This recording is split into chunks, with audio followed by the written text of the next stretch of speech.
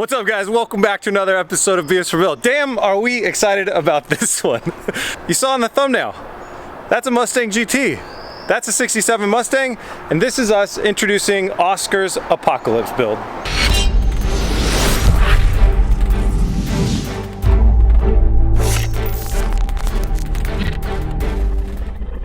Before I get down to work, I want to take a second out to thank today's sponsor. Today's episode is sponsored by SimpliSafe. Now, if you guys have been watching for a while, you know that I have SimpliSafe installed at my home as well as here at the shop, and they just recently sent us some upgrades for our SimpliSafe system here in the shop, and we installed them, and they are awesome. SimpliSafe is a full-on professional level security system. They have 24/7 professional monitoring, and SimpliSafe takes a very modern, comprehensive approach to a security system. They have every single type of sensor you can imagine. For the doorbell cameras and the interior cameras, to the smoke detectors, to the motion sensors and glass break sensors and freeze sensors, they've got so much stuff. They've got all that stuff in a nice, easy, affordable package that's really easy to install. It's the #1 expert recommended home security system, and the pricing is really fair at only 50 cents a day with no contracts. So let me show you some of the cool upgrades we just made in the shop. So for security reasons, I might change where some of this stuff is in the shop later, but anyways, we like to keep our base station right here near the door, so when it does make noise, it's a lot easier to hear from the other house. We got our keypad right here next to the door, so we can just hit this when we walk out. And this guy right here is my favorite new addition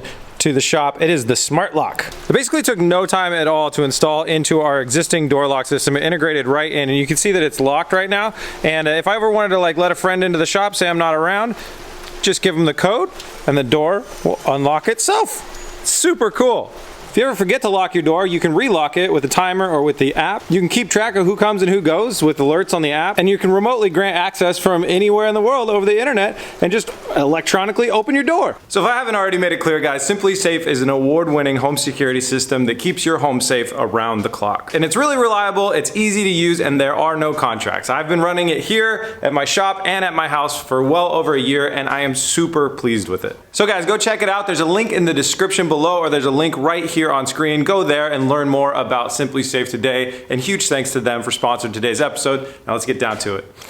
All right, Oscar, how do we explain the situation we're in again? All right, so we have... So we first, I told the guys, like, I wanted to do apocalypse cars. Everything going on in the world between the virus and just craziness going on, and then now there's like, you know, protests. Our city is on lockdown. We can't even do anything. It's like the world is ending. Let's build apocalypse cars. And we decided that we wanted to. I explained this in the previous episode, but we all decided that we wanted to build cars based on the scraps that we had lying around from BS for Build. So you know, with my car, the build that's going on inside there, we're building it based off of the C5 Corvette that I have, and now Oscar was like, immediately said dibs on the Mustang. Yep. Yeah. That's my car. Because like the second this car showed up, we bought this car as a parts car. Oscar's like, I want to LS swap that. And then we started talking, and I was saying, okay, well, there's not a lot of point. Like when you got suspension that looks like this, and is, how many years old is this? I mean, it's like 60 years old, almost, a little shy of 60 years old. It's just, I mean, LS swapping it was definitely an option, but I told him, I was like, you know what we should do, even though it's kind of a repeat of something we've already done, is we should buy a Mustang GT and then body swap it. So then that got the wheels turning in Oscar's head about what he wanted to do. Yep. Apocalypse theming this. He's got a lot of really cool ideas for the way the body's going to look and everything like this. Now, it's different than the last time that we did a body swap because, well, for a lot of reasons, but because this one is actually a fully functioning body. So Oscar's going to have to cut the body off of this car, keep it one piece. We're going to have to internally brace it. Then we're going to have to cut the body off of this car, and then we're going to have to take that body and then weld it onto that one. Oh yeah, but this one's really badly crashed. Like way worse than what we started with on the last one. If anybody's wondering, are we gonna run into the same problems that we did on this project? What makes it different than the last project? This is going to be an Apocalypse 67 coupe. It's very different from what we were doing on the last project. So that is why this is not gonna be a problem. Yep, B is for build. Legal advice. What else should we show them about, Oscar? If we show them well, I mean, if we can get it dug out, the engine. The engine's in. The engine is what we wanted this car for. So yeah, we really bought the engine. Well, no, engine, suspension, great transmission. There's a lot of reasons to do the swap. Air conditioning, power brakes, disc brakes. There's a lot of really good reasons to do this swap. But I might have went a little too cheap when I was buying this at auction. not that this car is cheap, but GTs go for a lot at auction. The pictures were a bit deceiving. I didn't think it had as much damage as it really did. Now the car's here and we see like, okay, this is gonna be a lot. In any other circumstances, if this was anybody else's car, this might be something that you would just take back to the auction yard and sell it back because it's in really, really bad shape. But we're hoping we're hoping it is salvageable. Oscar, you want to run through some of the damage that we got here? Yeah, so right off the bat, the hardest thing to see is that the oil filter is actually punctured. So you can't see it from here, but once we tried to turn it on and it immediately spewed out oil, so Did not start. No, it did not start. It cranked, spewed out oil, and then we killed it. Yeah, so oil filter's punctured. Obviously you guys can, well, I don't know if you guys can see this, but like let's talk about a little bit of the damage from the wreck. We got frame rails completely crushed in, pushing the engine sideways. Yeah. We had to remove this fender and some other stuff already just so we could push it back here. Lower control arm pickups, strut tower is bent. This is like way too far that way. This is something we didn't see in the picture. This is really pushed far. Yeah, in the picture this looked like it, I didn't see that bend right there. So normally if you don't have any bends from like here to here, you're in good luck. And I thought it just bent after this. Turns out it bent right here, which means that strut tower is over there, which is not good. So when you got a car, the frame rails are jacked, the engine's pushed to the side, all the control arm pickup points are wrong. You can see how much camber and how like the wheels are just permanently turned that way, and your strut towers are bad. There's only one answer. Tube frame. Tube frame the chassis. So tube framing it is something they do with a lot of drift cars, race cars, all sorts of stuff. You trim everything back that's not essential. We're gonna have to bend this thing back into place, and then we're gonna build kind of stubs that Oscar can work off of, and then he's gonna use tubing like you would build a race car out of, just 1 3/4 inch DOM tubing to basically rebuild the frame, but with tubes. So yeah, the front's in a lot worse shape than we thought. I'm really hoping the engine is not totally toast. If it is for any reason, we'll do our best to repair it, or we might have to replace it. That'd be really bad, but let's just hope that doesn't happen, right? I mean, we'll just have to put an LS in it. That would be so weird to do an LS swap in a Mustang with the wrong Mustang body on top of it. It'd be crazy. Yeah. Little information about this car. It's a 2016. It has nice black leather interior that's exploded with the airbags. Pretty much every single airbag in the inside went off in this wreck. Great sound effects on the door opening there. The interior is really nice. So it's like this black leather, super clean. We won't get to reuse this, but the seats stay with us and some other stuff. Unfortunately, it's an automatic. We were not able to find manuals, and we really, because this build had an unexpected start time, well, I take that back. We ordered this car weeks and weeks before the last build stopped. Why did we get an automatic? It was just impossible to find a manual. It was just so expensive. It was so expensive, and it was so hard to find a manual. We just had to go automatic, so we didn't run out of time. We did get this car weeks and weeks ago, though. Before any of the other stuff happened. Yeah, buying this car was not a reaction to what happened with the last Mustang project. This was always the plan, and we're just executing on the plan now. But it's even better because there were so many people out there that really wanted to see us finish this project, and now they're going to get to see it through. It's just going to have a different body with an absolutely different theme, being on the apocalypse side of the world. Just to prove we can do it. Yeah, we got to prove that we can do it.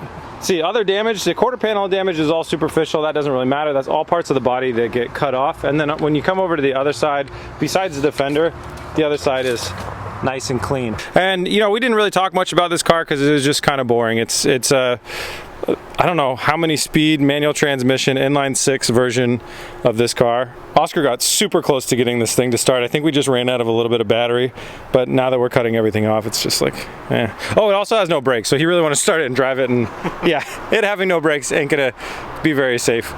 So all the interior of this car will get cut out, obviously. He's just gonna be cutting all around, and we're just here for the body. It's got great patina for an apocalypse car.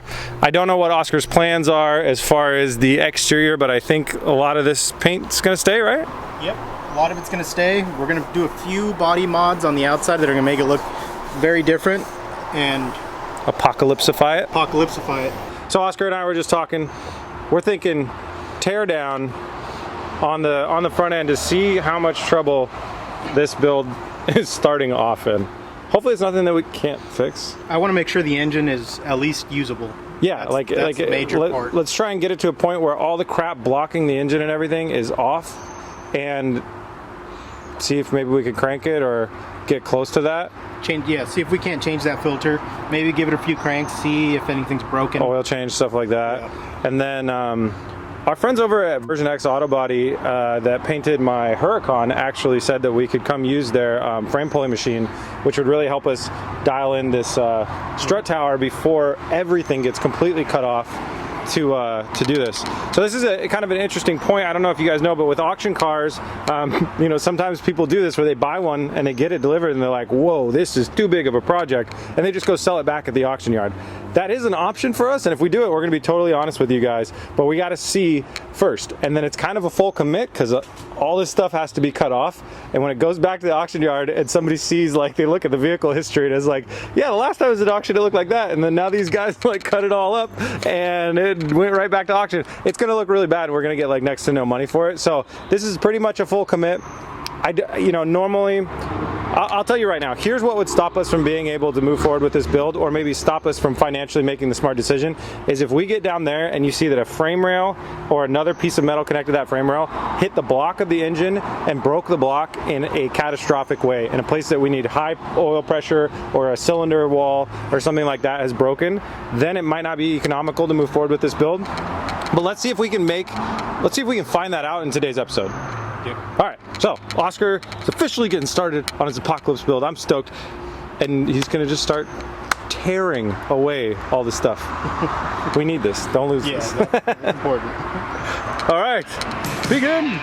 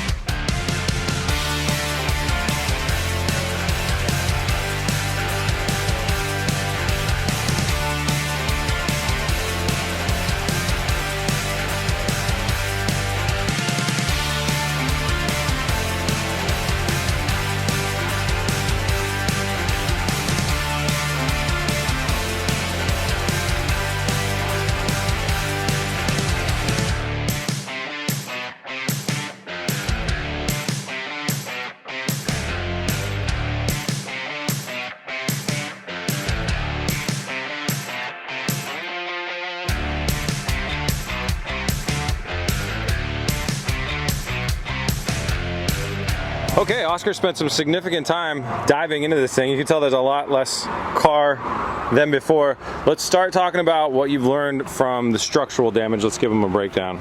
So from what I found, the subframe was bent in, which we were hoping that it was mainly just the shock tower and this upper piece that took the brunt of it. But it turns out the subframe went with it, which ended up destroying our alternator. There's a big chunk of it that's just broken off and is into it. Yeah, that's definitely needs to be replaced. So the engine took a whacking, and the first spot that it made contact was when frame rail hit alternator.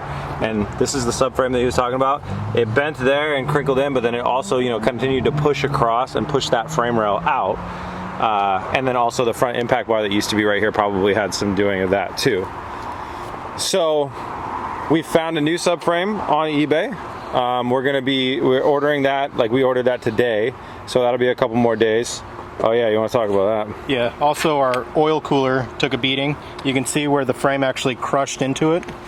Oh yeah, the frame crushed right there. So what this thing does is, this bolts up underneath where your oil filter goes, and water from the radiator runs through here, and this is used to cool the oil that flows through it. So he just cut these lines right here, and that bad boy is pretty damaged, so we're gonna look at getting a new one of those, but we can't plug that in until the frame gets out of the way. So the frame hit the filter right there. You can see the filter was right there. Yeah. One of the bolts from the main mounts on the suspension actually poked a hole through it. So if we were to put this all back together, we can't, because that thing that poked a hole through it is still right there. So unfortunately what that means is we cannot fire this thing up for you guys right now. The engine has no oil in it, and you don't want to run an engine with no oil. So next up is the discussion of tube framing, how far to go backwards and stuff like that. So obviously you got to cut through here. We got to take it to a frame pulling shop to get this piece pulled back out and into the right space, and that they can do a lot of stuff with like the geometry and see exactly where that one is, exactly where this one goes to, and then they push it back over here. Lots of control arm stuff needs to be replaced underneath, and then Oscar was talking about where he wants to start the tube framing.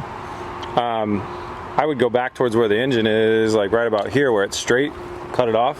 Now the engine's gonna have to come out because we have to replace the subframe, and so it starts to look like a lot of work.